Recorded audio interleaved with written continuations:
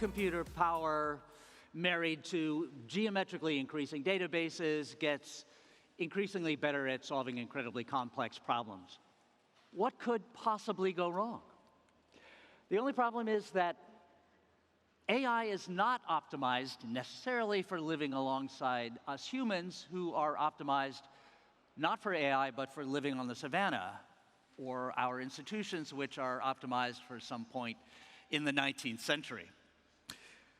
The upshot is that AI has the potential either to be the equivalent of Promethean fire or Pandora's box. And that is the question that we'll examine with this distinguished panel today. Let me remind you that the names on the back panel there are not complete, so we'll run through them one more time. Laura Ellis, the head of technology forecasting at BBC, Janet Adams, COO of Singularity.net, and Michelle He, co-founder and COO of FinTurn. All right, so welcome. I thought we would discuss the ethics and AI question by positing a few scenarios of situations that we might find ourselves in as AI becomes increasingly part of our lives and increasingly powerful. Okay? So here is scenario number one. The year is 2025. An autonomous vehicle and its passenger are traveling down a busy two-lane road when a little girl chases a ball into the road right in the car's path. A human driver would have to make an agonizing split-second decision to continue and kill the child, or swerve into oncoming traffic and potentially die in a head-on collision. The AI controller of this autonomous vehicle, however, does not agonize.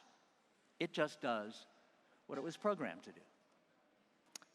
So what should that programming tell it to do?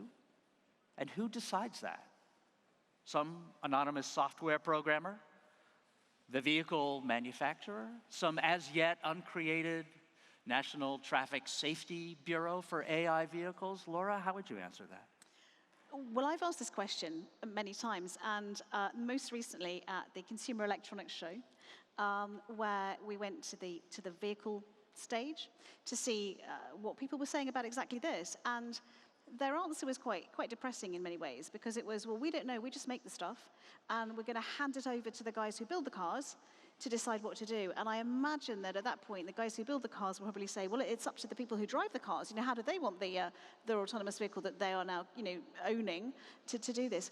It is a really, really difficult question. But what I would say is that we have to learn how much we want to trust our machines. So we hold machines currently to far higher standards of safety than we do our humans. We kill thousands of people on the roads every day. And machines, yes, they've killed a couple, but we are horrified at every instance of that. And we seem to be much less horrified because we're so used to it, at the enormous road death toll that we create with our humans that drive cars. So at some point we need to make and have a conversation about this. And I think the key to this is having a proper conversation within our society about how we feel about it. If we could make our roads safer with autonomous vehicles, shouldn't we be doing that? Can we therefore live with the consequences when that will occasionally go wrong? We need to talk. Excellent. I also have to say that the panelists, wouldn't you agree, are rocking their shoes. Just have to say. A bit of a distraction. So life and death decisions, as Laura says, are coming to us, made by machines, and there is, for reasons that are difficult to explain rationally, different sets of ethics that seem to apply. Another life and death potential thing that's right around the corner would be military AI. Should we be willing to outsource to machines the decisions to kill human beings deliberately? And if we are willing to go there, how do we ever stop a robot arms race, Janet? How do you ever stop a robot? A robot arms race. Robot arms race.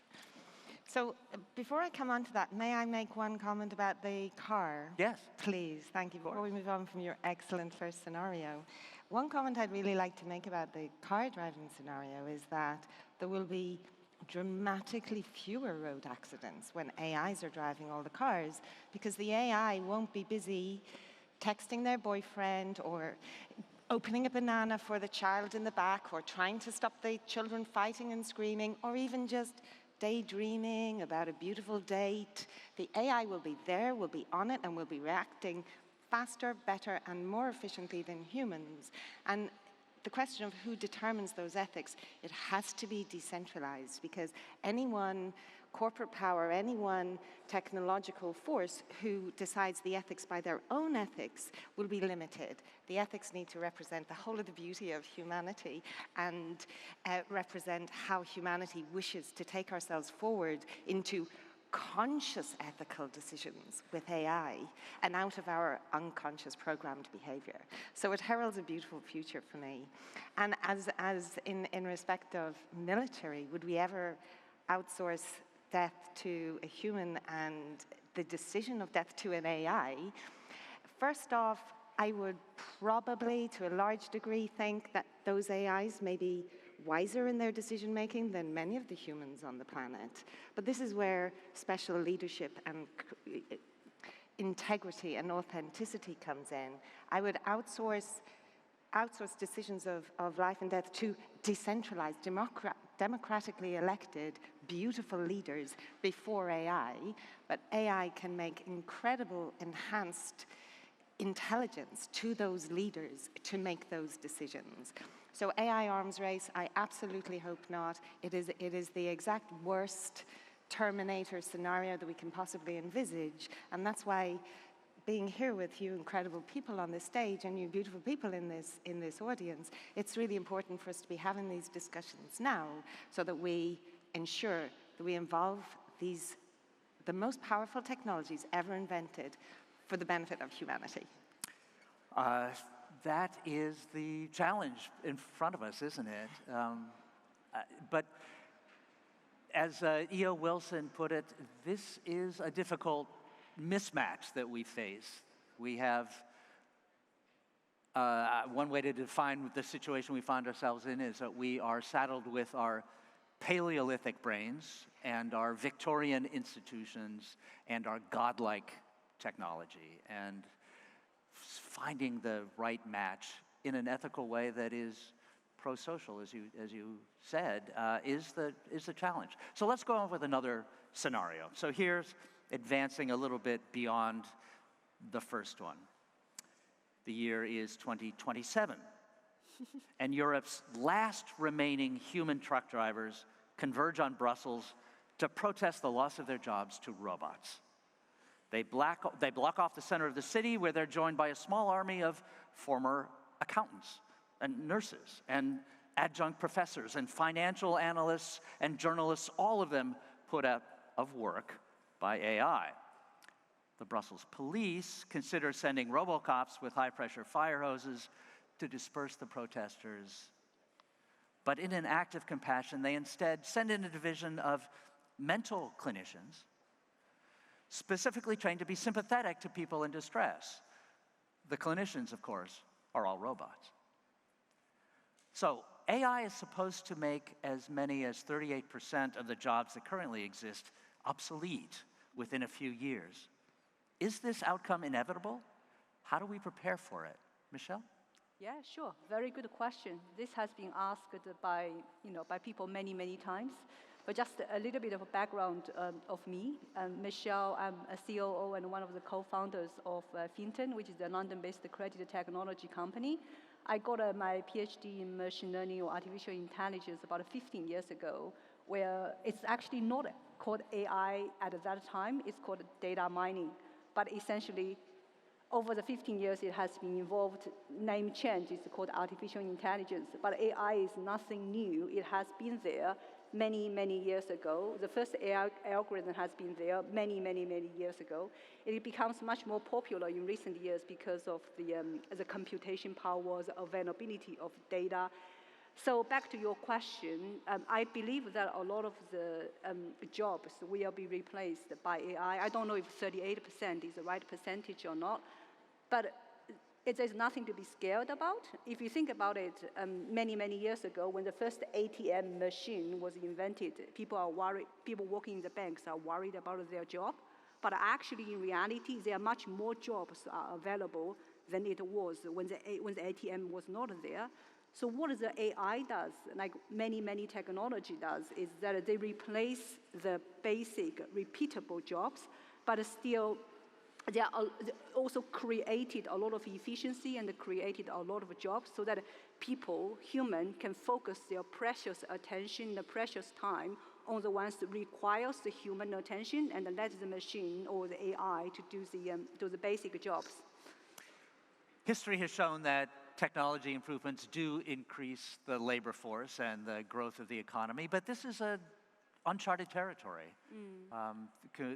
Technology has been changing at geometric levels of increases, and we haven't seen that in the past. It might be hard to cope with. Laura, if you were advising someone who was 18, 17 years old, and choosing the kind of course of study and the career that would lead to, what would you advise them to do looking ahead at an AI-driven future? Well, the first thing I'd advise them to do, and I have an 18-year-old, so I'm very much in this space at the moment, is to do what they love. And I get really disappointed and disheartened when I hear people say, I'm not going to do a geography degree, because, I mean, who does that? Loads of people, and it's great, and do it. So, do what you love and then find your way from that is my first bit of advice. But on a more technological basis, if you talk to people about AI and say, go and do AI because it is really interesting, and I don't think we'll describe it like that forever. I think this is like a kind of interstitial period of time as we kind of get to grips with what this means. What is machine learning? What is statistics?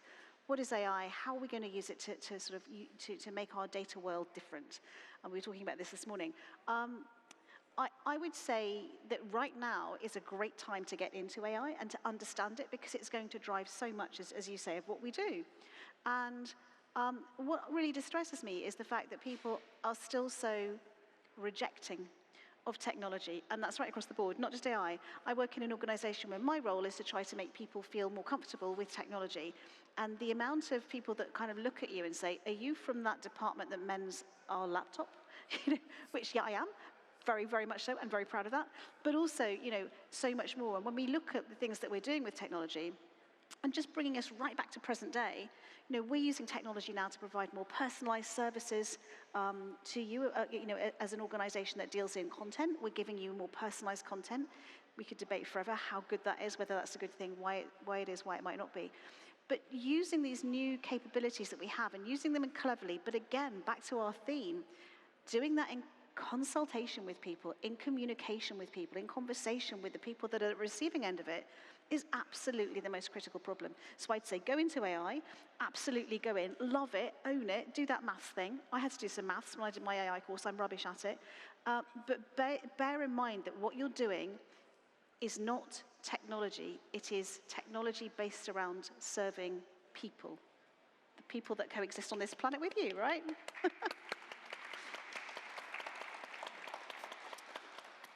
Janet, let me put another potential ethical issue in front of you. The workplace is a place where gender and racial prejudices have surfaced historically, sometimes damaging to the opportunities of people at the unempowered end of that political spectrum. What happens when prejudices are embedded in the software that powers AI? How do we prevent that? So we're not talking about attitudes that can be changed, we're talking about code that may be buried and carrying prejudices that are not even perceived or even that the coders are aware of. How do we prevent that?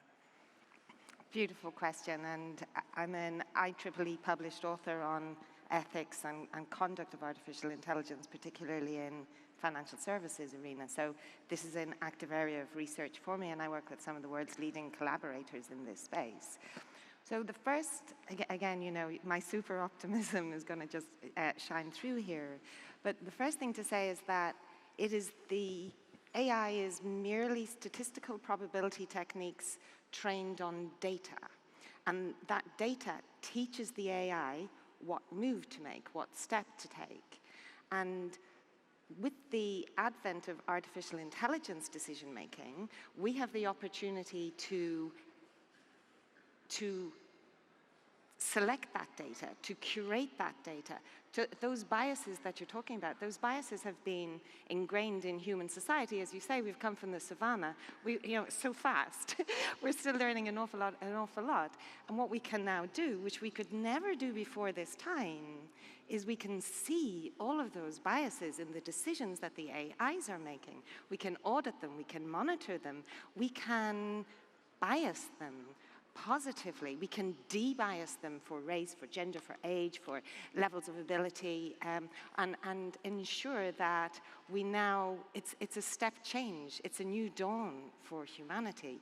It's a new dawn where we can rise above the hidden biases, the hidden behaviors that have driven so much of our society and our workplace into a new, brighter, transparent world where, again, democratically decided, decentralized decision-making with the power of blockchain, the power of cryptocurrencies, where we can actually coach, train, monitor, and oversee our AI decision-making to take us forward to a better future.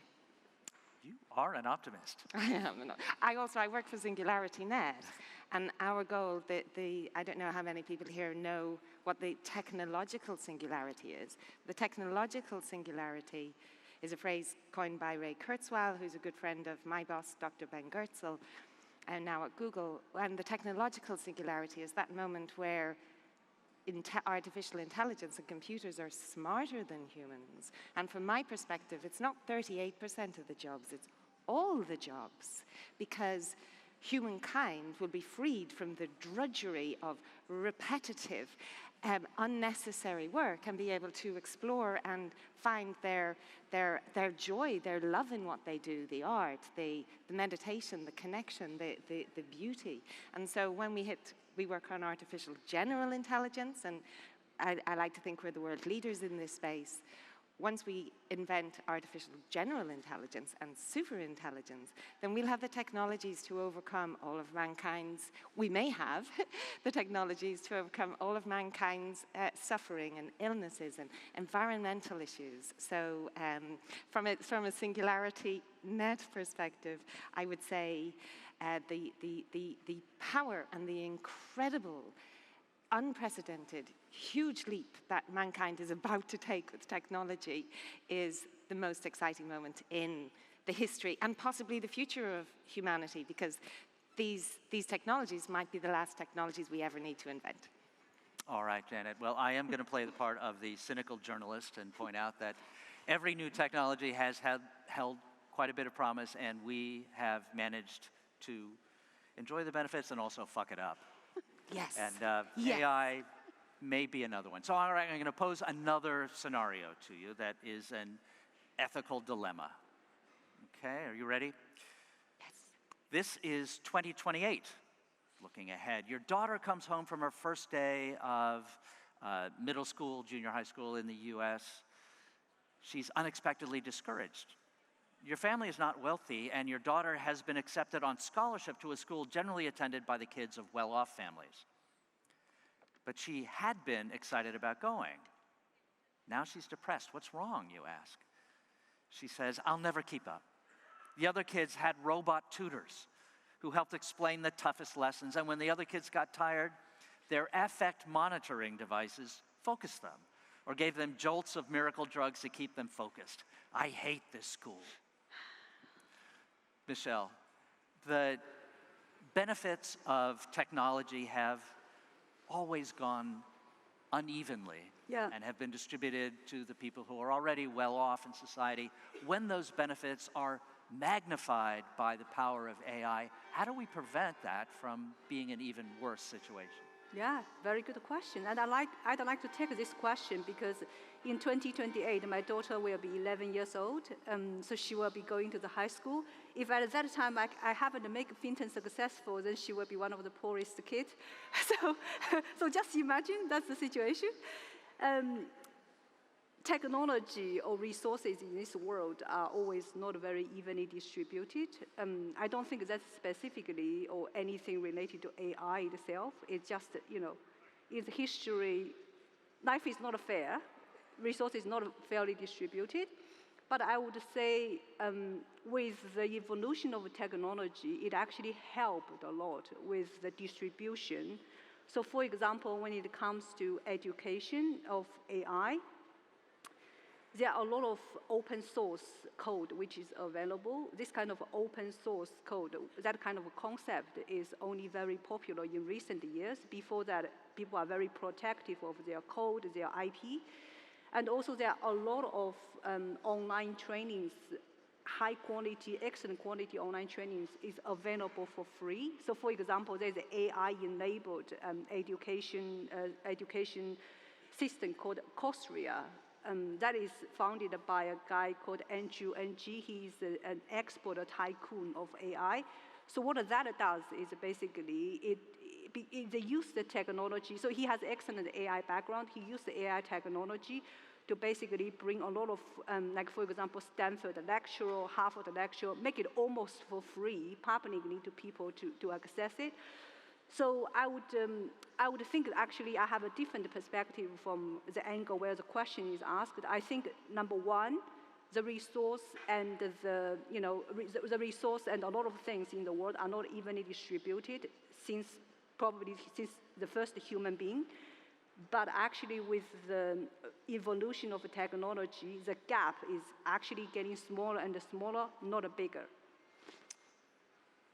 Janet, can I ask you to respond to that proposition that the digital divide is not widening but narrowing, and that as AI advances, we would expect, Michelle, not to put words in your mouth, expect to see that divide narrow further? Sorry, repeat that again? The digital divide would narrow further, you think, as AI penetrates society more? Yeah, that's right, yeah. Okay, so Janet, would you respond to that? Yeah, I mean, amazing points from such an incredible scientist here with me. So I can only fully support Michelle's perspective on this. At the same time, then I also see that there's a global need for technologies and artificial intelligence and education and robot tutors to stretch into countries where they don't have language written in scripted, where it's not written, because children in developing countries can only access AI technology and AI teaching if they've got a way of accessing and a way of reading education in their own languages. And I met a fantastic team here last night who are working on language translation. Are you here? Yay, hi guys. So technologies like these guys over here, they're developing an app which helps learn languages in a beautiful format based on incredible research. What's your name, guys? Weave Languages. What's your subject? What's your company name? Weave. So people like these people over here in Weave, they're democratizing, exactly as Michelle says, they're democratizing access to education. But what we need to do, and it's not something that's going to go away by itself. We need concerted effort socially. We need to get into the countries where those languages aren't scripted, as these guys were explaining last night, and where that translation isn't available. And then we could see a huge step change, particularly across Africa, where there are, I can't remember the stats, something like 200 dialects which aren't translated into English. So once we can use technologies like ours, which is probabilistic reasoning technology, which can actually work with much smaller data sets than traditional neural networks and traditional AI, and be able to work with really sparse data sets and bring language translation to the whole world, then that's when the technology divide, and that's when the education divide, and that's when the wealth division is going to really dramatically shift. You are so cheery, Janet. I can think of a counterexample of a company that uses AI that set out to simplify communication and bring people together and ended up driving people apart in sometimes quite toxic ways. That company's name is Facebook.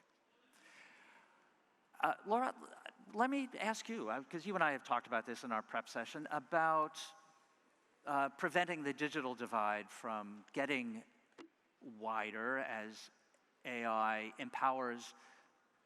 perhaps empowers privilege to a degree that it doesn't do, that technology doesn't already do. So Cast your mind back to, because I'm quite old now, so when I started work, I didn't have a computer. And this just seems like a kind of laughable thing to say now, doesn't it? You know, I didn't have a computer. And I'm now kind of 40 years into a career where I can talk to anybody across the world. I can go on to, Facebook, I can go on to Twitter, I can go wherever I want to go, and I can meet people that I'll never meet in real life, and I can talk to them.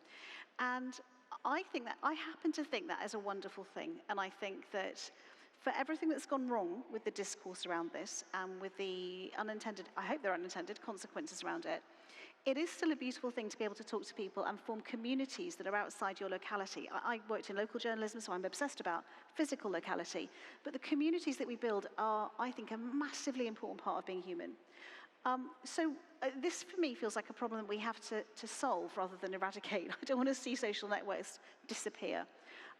Although you might be surprised to hear me say that, because I work in disinformation, and quite a lot of the time what we're dealing with is the desperate consequences, and they are desperate, they're really, really harmful, of AI-aided personalization. So you being targeted with particular things because you happen to have shown an interest in them. We have to get better at this.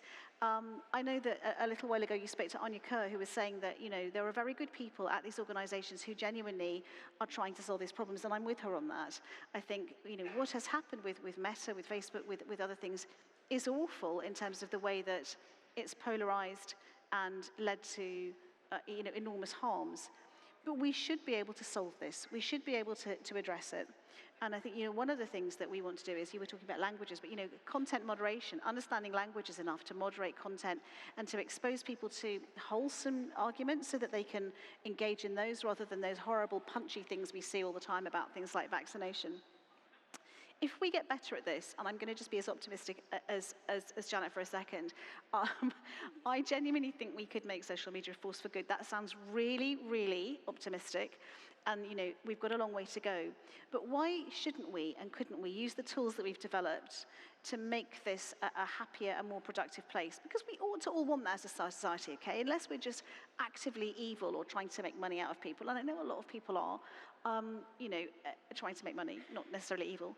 I think we could do it a lot better. And I really hope that we can grasp this nettle, and maybe with the help of regulators, and certainly with the help of our brilliant, AI scientists and our data scientists and our people that understand this. I'm hopeful that we can do something about it.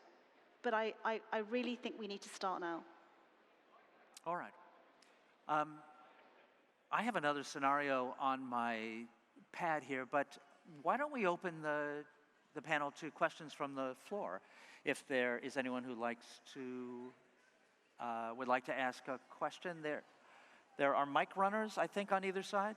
Would you identify yourselves if you've got a mic? It's hard to see out into the lights. There we are. And here's a question.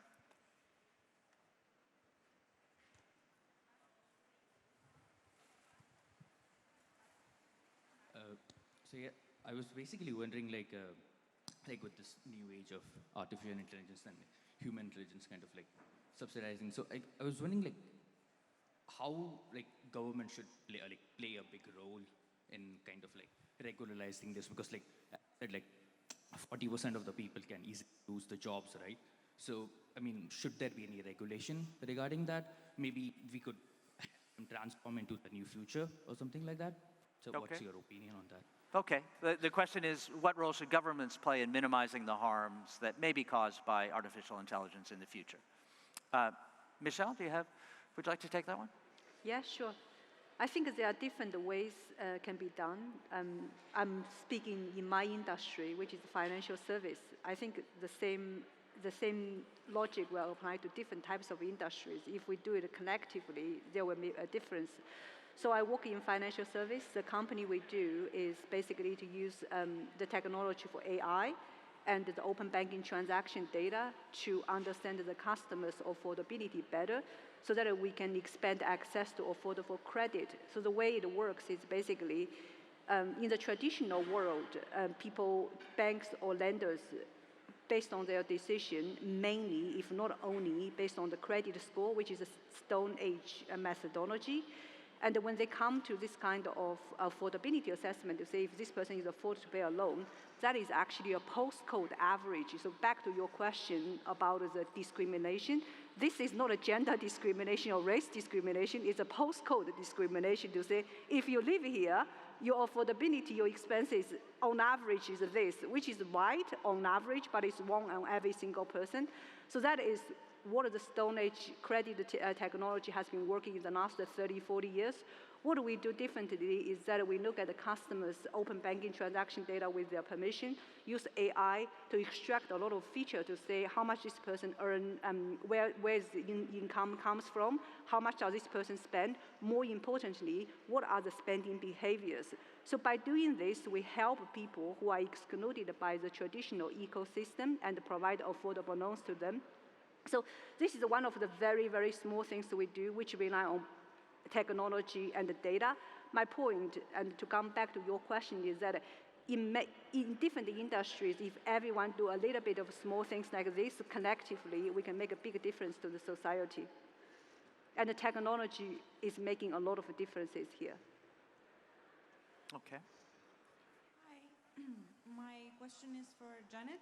I can see that you're very excited about AI and its future and how it's going to take over so many jobs and roles in our society. So I wanted to ask, is there any disadvantages that you may think of about AI, and also how will this influence the economic divide of the society, you know? Because if more and more jobs are taken over by AI and robots sometime in the future, how are people from lower middle classes supposed to make a living if that? Thank you. Thank you. That's a beautiful question, and one which is really close to my heart. I see a huge amount of potential for mankind to further increase the divide between the haves and the have-nots in the transition between now and the singularity. And it's the transition period that is where, to the previous gentleman's point, is where regulation, governance and intervention is required to ensure that those people who are put out of work, the 6 million poorest women on the planet who do the lowest skilled jobs like working in sweat factories. A robot can now make a T-shirt cheaper than a human can make a T-shirt, and those women need those jobs, and without those, and their subsistence, but without them they have nothing. So it's the transition period. Once we get to the singularity where AGI and artificial superintelligence, we hope and we work to imbue it with love and kindness and compassion, because really it will be so powerful, it will do its own thing. So as its parents, we're bringing up that technology to be kind, to be beneficial. And this is where decentralization becomes really important. Working with the cypherpunks, working in blockchain and in cryptocurrency to ensure that the access to wealth is democratically decentralized across the planet, and we take down kind of, the big tech oligopolies. But your point is absolutely spot on. It's this transition period where we need organizations like the European Union guidelines for responsible AI. We need governments, we need regulation, we need concerted social effort to ensure that those jobs which can be early automated don't dramatically disadvantage whole sections of society, and that wherever jobs are taken out, training is put in to uplift those parts of society who need to enjoy the same security, the same wealth, the same access to food as all of us do. Beautiful question, thank you. I have a Women in AI group who looks specifically at this issue for women around the planet, because of course women are poorer than men. Thank you. I see a question over here. Okay. Thank you. My name is Miran. I'm interested to know the connection between AI and creativity, and especially any areas related to how to make more inclusive the sector of the arts, creativity. And just to say, today in Ireland, probably you don't know, but it's Bloomsday. It's a big day for celebration. This means that, for anyone who is here, Happy Bloomsday, everyone. It's the 100 years anniversary of the publication of James Joyce's Ulysses. It's a big day for us here. All right. So happy Bloomsday, and a question about ad tech. No, my question is related to creativity, but anyone can answer this. Creativity and maybe, I don't know who wants to answer the question, is the connection between AI and creativity. I'll take if you like. Okay. So I love this question, and happy Bloomsday, everybody. I'm going to go and jump in the sea after this, okay? So I hope you're going to be with me on that one. I think that AI and creativity gets a bad name sometimes because we see things like, oh, look, AI has composed a symphony because we fed in some data. Somebody said to me this morning, and I honestly can't remember who it was, but it was a comment that touched me immeasurably, and it was that they had seen something that had been written by an AI, obviously with human input, but, you know, it had been written, and it was very... Was it you? It was me. It was you. It was really moving, and it was really touching. And I think as a human race, we are desperate to talk to our AI, and it's very sweet. We talk about robots, and we talk about, you know, how we really want to kind of like, we really want to say to them, have you got siblings? What do you like watching on TV? And we know they can't answer that, and that they haven't got siblings, and they don't watch TV. But we're so desperate to make that connection, and I think that's a hopeful thing about humanity. So while I may not be quite as hopeful as Janet is about how we get there, I think that creativity is a really good way of unlocking the relationship between ourselves and the AI that we are creating. Don't forget, we're creating it. When you look at things like the large language models and what they're generating, you know, the big Google row about, you know, is this sentient? No, it's not. But the fact that it feels sentient, and the fact that we love feeling that we're talking to a different entity, a different being. I read Super Intelligent by Nick Bostrom, which was just the most brilliant book. And it just makes you think so much about what we've been talking about around, you know, a general intelligence and where that might take us. So I think we desperately need to harness that creativity as an element of what we do to kind of give ourselves back our humanity as we create AI, and make sure that, you know, when we get to the point where we have created something more intelligent than ourselves, that this is going to sound strange, but I really mean this, that we treat it decently. Because if we don't, you know what's going to happen. Oh, and also, can I just say, before we do any of that, can we please sort out climate change? Because AI could really help us with that. And I don't think we deserve to do anything else until we've sorted that out first. So I'd really like us to do that before everything else. Thank you. And then one tiny quick point. Last week, SingularityNet and the Jam Galaxy, which is our music token project, we launched the world's first humanoid robot-fronted band in LA at NAMM Festival on the headline stage last Saturday. And anyone who's in NYC this week for NYC NFT, NFT NYC, we're doing a gig in D-ROM in the East Village on the 22nd. So tap me up for a guest pass if anyone wants to come and see our humanoid robot-fronted band who sings AI-generated lyrics. I can think of no better way to end a panel on AI than a plug for a humanoid robot-fronted band in NYC. Would you give us the acronym for it one more time so we don't miss it? And the Jam Galaxy Band. Okay. Desdemona is the robot, and the Jam Galaxy Band, and she sings beautiful Oracle AI-generated lyrics which really move and carry a strong message about the singularity, beneficial benevolence, love and compassion. I'm all prepared to become a fanboy for Desdemona. I wish you could come. Would you thank our panel, Michelle, Janet, Laura? Thank you very much.